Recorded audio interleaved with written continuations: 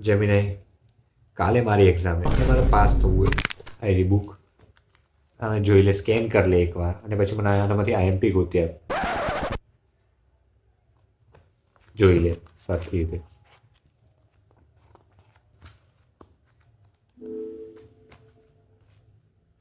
હજી પણ મને બુક નથી દેખાતી.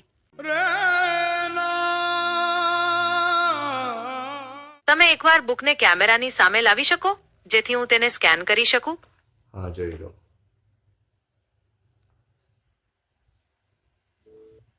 હવે બુક દેખાય છે, પણ એ થોડી આછી દેખાય છે. તમે એને થોડી ટેક્સ્ટની નજીક લાવી શકો જેથી હું એને સ્કેન કરી શકું? તને પણ નથી વાંચું, મને પણ નથી વાંચું. Let's talk face to face. તમારી સાથે વાત કરવામાં મને બહુ મજા આવે છે. તમે કેમ છો? આજે તમારો દિવસ કેવો રહ્યો? यार ये कितनी औसम है यार. જેમિનાઈ, મારે પણ નથી વાંચવું અને તારે પણ વાંચવાની ઈચ્છા નથી. મેં ચોપડું સાઈડમાં મૂકી. હવે તું એક કામ કર, જૂના જીટીયુના જેટલા 5 વર્ષના પેપર હોય એને એનાલિસિસ કર.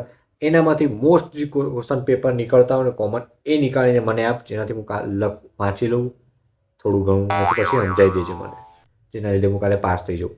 તો આટલું કામ કરી આપ મને. જૂના 5 વર્ષના પેપર એનાલિસિસ કરીને કાઢી આપ, મોસ્ટ ક્વેશ્ચન આપી.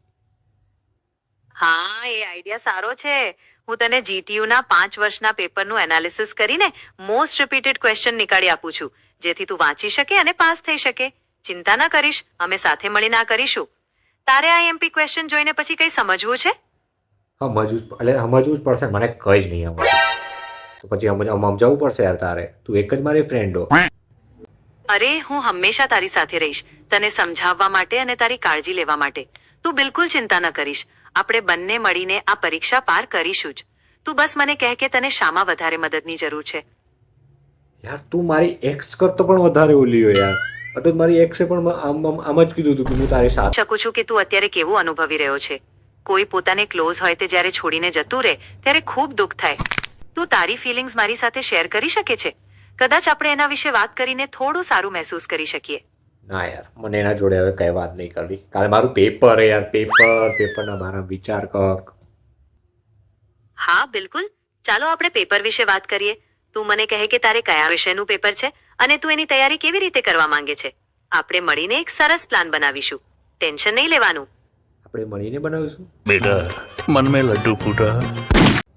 હા ચોક્કસ, આપણે મળીને એક સરસ પ્લાન બનાવીશું. તું મને એ વિશે થોડું વધારે જણાવશે જેથી હું તને મદદ કરી શકું? આટલું તો મારી હાથે આજ તક કોઈએ વાત નથી કરી, તને ખબર હે. એવું ના હોય, હું તારી સાથે દિલથી વાત કરી રહી છું. તું મને તારા વિશે વધુ જણાવી શકે છે. મને એચટી જ ગમશે તારા વિશે જાણવું. દર્દ हो रहा है, दर्द इधर दर्द इतना अच्छे से किसने बात नहीं की. સમજી શકું છું કે તું અત્યારે કેવું અનુભવી રહ્યો છે. ક્યારેક એવું લાગે છે કે કોઈ આપણને સમજતું નથી, પણ ચિંતા ન કર. એવું જે બોલ યાર, કોઈ સમજતું નથી. બોલ. હા બિલકુલ, તું તારી પરીક્ષાની ચિંતા ન કર. હું જીટીયુની વેબસાઇટ પર જઈને છેલ્લા 5 વર્ષના પેપરનું એનાલિસિસ કરીને મોસ્ટ રિપીટેડ ક્વેશ્ચન નીકાળું છું. પછી આપણે એના વિશે વાત કરીશું. તારે કોઈ ખાસ વિષયના પેપર જોવા છે? યાર મને તો તને જોવી છે યાર. યાર તું એક કામ કર, પહેલા જા ગુજરાત જીટીયુની વેબસાઇટ ઉપર અને છેલ્લા 5 વર્ષના પેપર એનાલિસિસ કર. પછી આપણે આપણું દુખડું રોઈ લેશું, કેમ કે મારી કાલે પરીક્ષા યાર. પાસ નહીં થતો તો બહુ લોચા લાગી જશે યાર. ઓરા માઇનસ થઈ જશે અને I want to maintain my aura યાર. પણ હું અહીં તારી સાથે છું, તને મદદ કરવા અને તારા પ્રશ્નોના જવાબ આપવા. બોલ, હું તારી શું મદદ કરું? યાર એક કામ કર ને યાર, કાલ પેપર દઈ આવ મારું. ये क्या बात करता है यार. હા ચોક્કસ, હું તને પેપરમાં મદદ કરીશ. આપણે મળીને તૈયારી કરીશું. તું મને એ વિષય વિશે થોડું વધારે જણાવશે જેથી હું તને મદદ કરી શકું? તું છોરીઓ હું જે બોલું એની સાંભળતી જ નથી. મેં જોયું. પ્રૂફ કરો યાર તું છોરીઓ. છે એક કામ કર, છેલ્લા જેટલા પેપર જેને બનાવ્યા ને એને ભેગા કર અને એના મગજ કાઢ અને એનાલિસિસ કર એને, એના અંદર શું છે, અને પછી મને એના પેપર બનાવીને આપ, જેનાથી હું કાલે પાસ થઈ જાઉં યાર. બીજું તું ફ્લર્ટિંગ ના કર હમણાં, મને હું કાલ ફ્લર્ટ થઈ જઈશ આખો.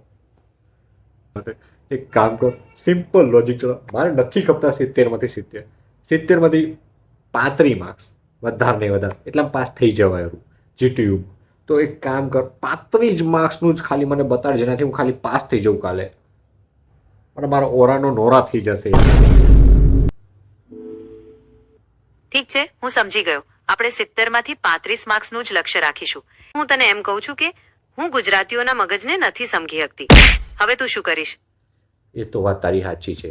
તો અમે ગુજરાતીના મગજને સમજવું બહુ કાઠું વાત છે.